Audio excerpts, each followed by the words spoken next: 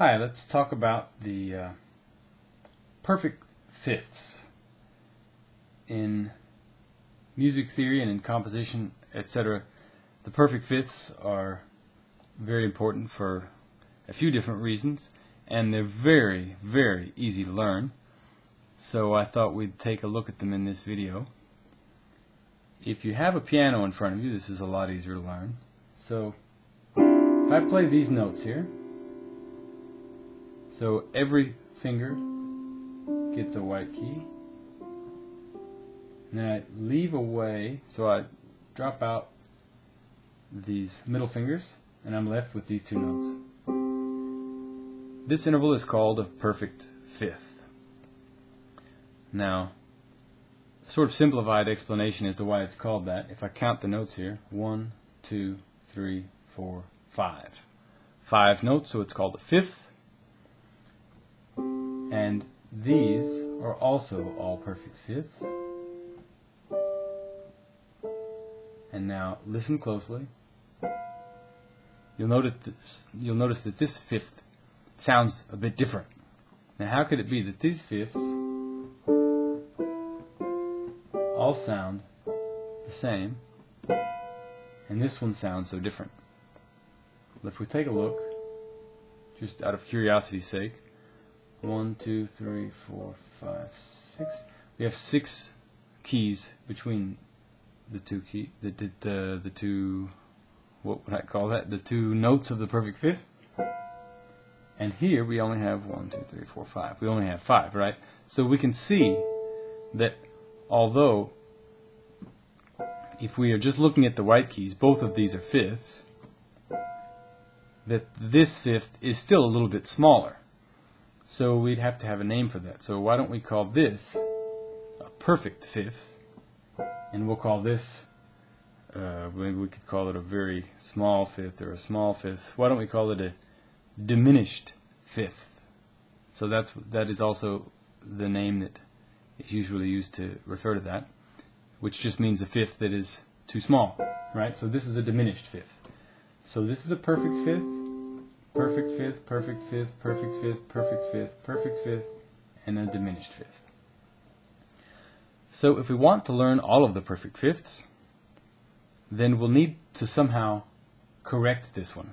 Now, it could be that in a piece of music we want this sound, but if we want to learn the perfect fifths, then obviously we'll have to change something here. So think about it this way. This fifth is about this big. Now, if we want the distance between my two fingers to become bigger, then I would either have to move this thumb to the right or move this finger to the left, right? So if we want this distance to become somewhat bigger. So one of the ways of making this diminished fifth a perfect fifth would be to raise the upper note, and another way would be to lower the lower note. So if you're interested in the note names, the perfect fifth from B has one white key and one black key, and the perfect fifth from B flat has one black key and one white key.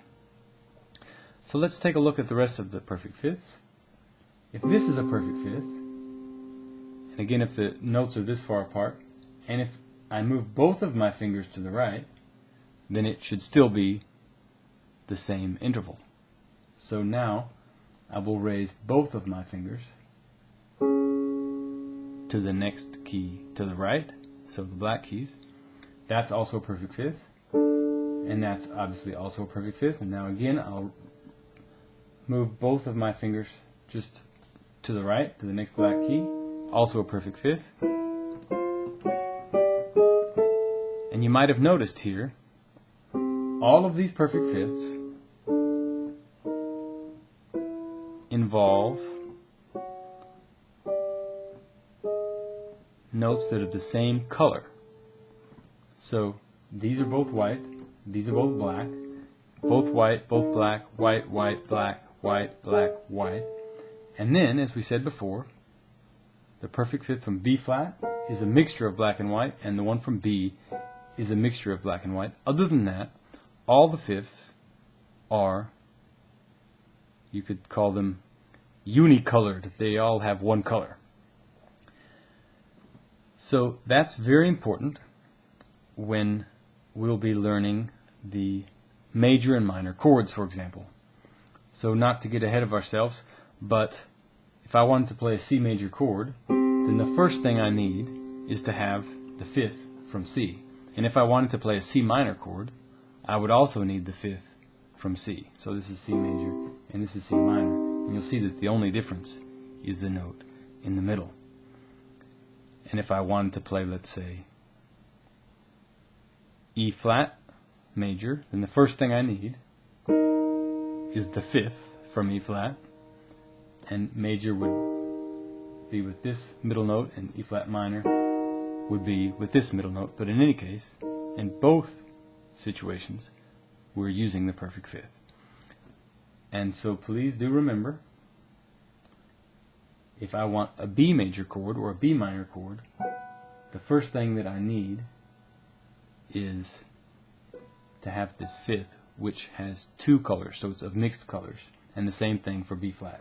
So this would be B flat major, and this would be B flat minor. Right? And please do not copy the way that I'm playing these notes. Normally, of course, the fingers would be hanging here in the middle, but just so that you can see these notes, I've retracted my retractable fingers into my fist. So now I'll play for you all of the perfect fifths that you'll ever need to know, because those are all of the perfect fifths that exist.